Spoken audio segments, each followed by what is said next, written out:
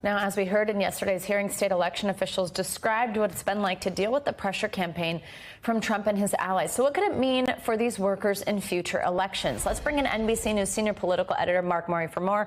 Mark, good morning. So, as we just heard from Garrett there, this really took this emotional, mental toll on these people. In some cases, it even resulted in people's, according to them, homes being broken into, people showing up outside.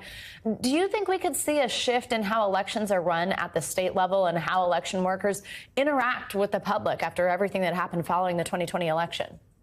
Yeah, one of the big fears of after the 2020 election, and certainly with the pressure campaign, was that state election officials, all the way from elected secretaries of state like Brad Raffensperger to rank and file people who are just administering the vote, like we ended up hearing yesterday, could end up deciding not to do it, or you end up losing people who want to be public servants. And, one of the ironies of the 2020 election was that despite the COVID pandemic, it was run in a really well way. People ended up doing the right things. There wasn't widespread fraud.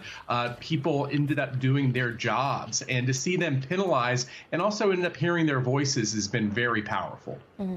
Mark, let's now talk about some primary elections that we just had last night. So there were several races actually that featured candidates who were endorsed by former President Trump, including Alabama Senate candidate Katie Britt. That's what you're seeing on your screen right here, beating out Representative Mo Brooks in that state's race. What more can you tell us about the implications from this result? Yeah, well, in Alabama, the former President Trump's endorsement was kind of all over the place. First, he endorsed Mo Brooks in this contest, then he rescinded it, and then he ended up endorsing Katie Britt in just the last couple of weeks of that runoff election. And it was a decisive victory for Katie Britt. The winds had been blowing in her direction for this contest. She had been out advertising Brooks, so she ended up getting a whole lot of endorsements. And it's notable that she's the former chief of staff to Richard Shelby, and he's the senator who's retiring and who opened up this seat.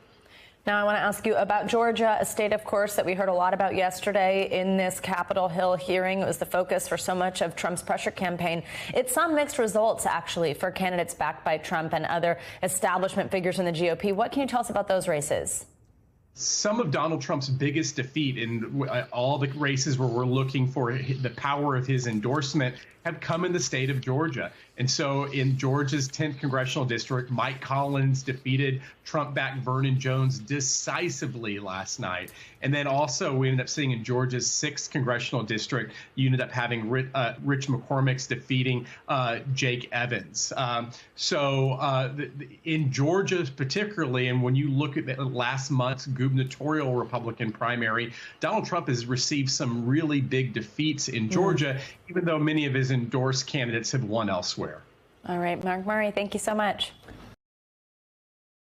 Thanks for watching our YouTube channel. Follow today's top stories and breaking news by downloading the NBC News app.